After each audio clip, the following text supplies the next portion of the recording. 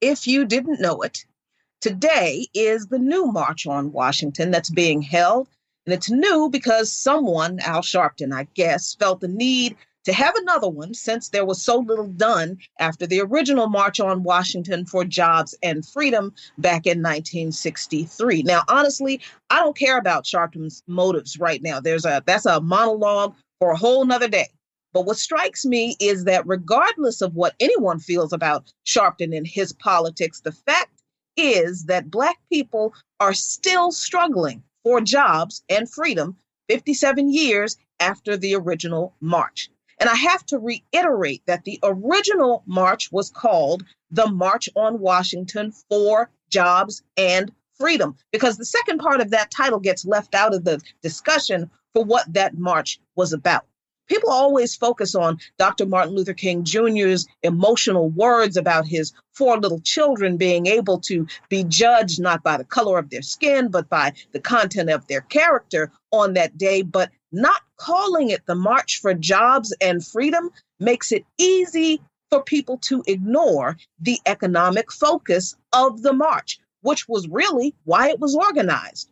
The goal of the march was to push for equal access to jobs and a federal law banning employment discrimination, which was legal prior to the passage of the Civil Rights Act of 1964. That's why people were protesting.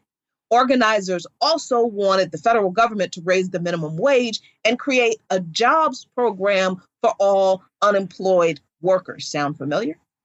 The original March on Washington for Jobs and Freedom was also the culmination of years of civil rights activism, organizing, and protest. Lots and lots of protests by people and organizations across the country. And the date of the march was intentional, as it was held on the 100th anniversary year of the Emancipation Proclamation, which was signed in 1863, and 8 years at the time to the day that 14-year-old Emmett Till was lynched in Mississippi, which was on August 28, 1955. The significance of the two events was obvious. Though legally freed from enslavement, at least on paper, 100 years prior, the lack of social and economic justice extended to Black people had continued another kind of oppression that was often enforced with brutal violence by a white society that intended to keep Black people in our place, as evidenced by the lynching of Emmett Till.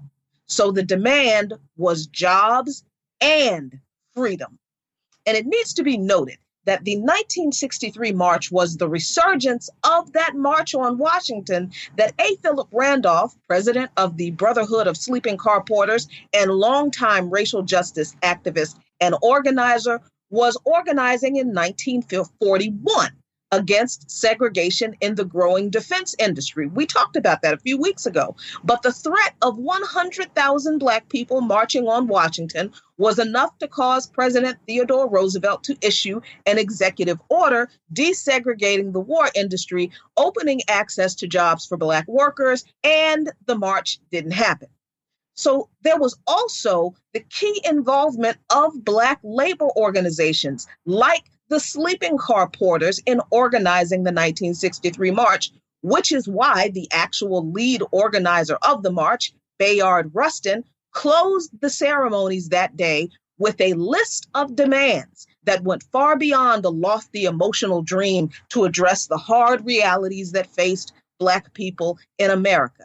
In fact, regardless of what anyone in this administration tells you, the economic situation for Black people in America today is more bleak and apocalyptic than it ever has been. And that is largely because Americans have so effectively divorced the focus on material redress through jobs and economic justice that were a cornerstone of the 1963 march from the emotional pablum that they cherry-picked from King's speech, which has been disingenuously called the I Have a Dream speech. America's dismissal of the remedies demanded to address the realities we face has created the nightmare we continue to live. So here we are 57 years later, and there's another march on Washington to address largely the same issues.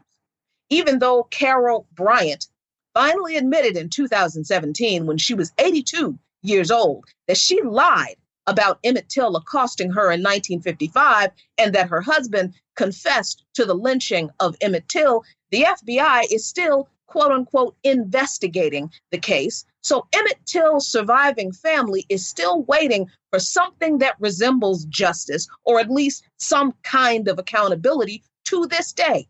And doesn't that sound familiar to all the cases of Black and Indigenous and queer, and yes, some white, but if all lives matter, y'all, how come white people weren't protesting when white people were killed by the police? But all of those people who have had their lives taken by trigger-happy cops under dubious circumstances, and even by murderous white so-called vigilantes. Doesn't that sound familiar? People are protesting because we've seen justice denied, not delayed, but outright denied time and time again for decades, and really for centuries. And of course, people want to lay this growing unrest at the feet of Donald Trump. And yes, these white people who I'm sure were already racist, but are now scared of an invasion of angry Black people and Antifas into their little towns. So they join these white supremacist militias under the guise of protecting their mom and pop cafes, have definitely met the moment by confronting unarmed protesters across the country with weapons ranging from vehicles, baseball bats, golf clubs, and yes, guns. And they have murdered several people since these protests have been going on. But this did not start with Trump, y'all. So stop making this about him.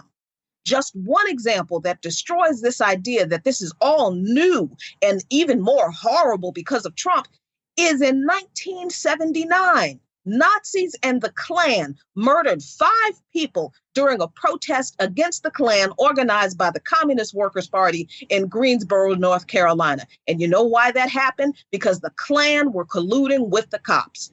So we need to be real honest about how long this has been going on and how long this country and a whole lot of people in it have chosen to ignore it and continue to do nothing about it. And the Democrats aren't any better on this, with Kamala Harris saying that we must always defend peaceful protest and peaceful protesters. We should not confuse them with those looting and committing acts of violence, including the shooter who was arrested for murder. And make no mistake, we will not let these vigilantes and extremists derail the path to justice. This woman equated property damage with murdering people and called them both extremists.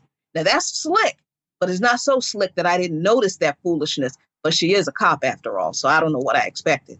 And Biden is lying by saying that, for the last 4 years, we weren't having riots, racial riots. When they occurred, we didn't have to call the National Guard, talking about the last 4 years of Obama's administration. Well, that's a blatant lie, because Ferguson happened in 2014, Baltimore happened in 2015, and Obama called our people thugs. And don't think that we will not get rubber bullets and riot cops under Harris and Biden too, because we will. Yesterday was the anniversary of the death of W.E.B. Du Bois. He wrote a book called In the Battle for Peace. And in this book, he said something that I think we need to keep in mind today. I know I do, because emotionally, I'm worn out. He said in his book, In Battle for Peace, finally, we must build robust coalitions across movements and between nations to resist violence, oppression, inequality, and injustice. We are still fighting for jobs and freedom and justice. And W.E.B. Du Bois told us the way we have to do it. The struggle continues. Follow Luke Mon Nation on patreon.com/LukeMonNation for lots of great content. And those are today's talking points.